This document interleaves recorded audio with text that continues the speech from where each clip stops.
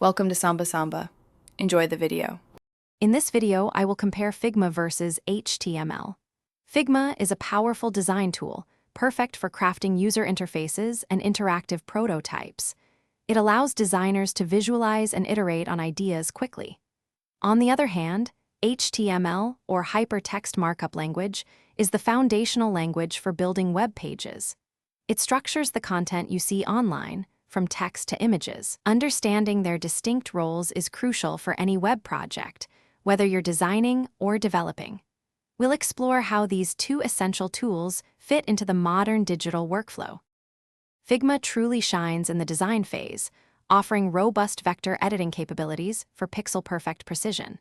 Its real-time collaborative features mean multiple team members can work on a single file simultaneously, boosting efficiency. You can create intricate, interactive prototypes directly within Figma, simulating user flows without writing a single line of code.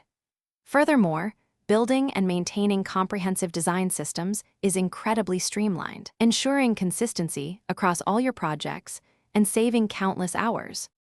HTML serves as the fundamental building block for every website you visit, providing the essential structure for all web content. It is universally supported by all web browsers, ensuring your content is accessible to everyone.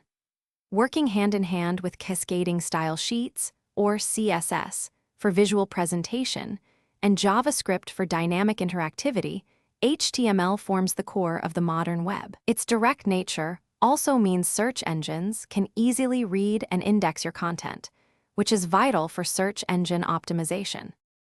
Deciding between Figma and HTML depends on your project stage. Use Figma for the initial design, wireframing, and creating high-fidelity prototypes to visualize your concept.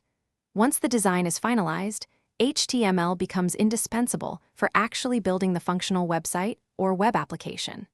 The process often involves a seamless handoff, where Figma designs are translated into HTML and CSS code.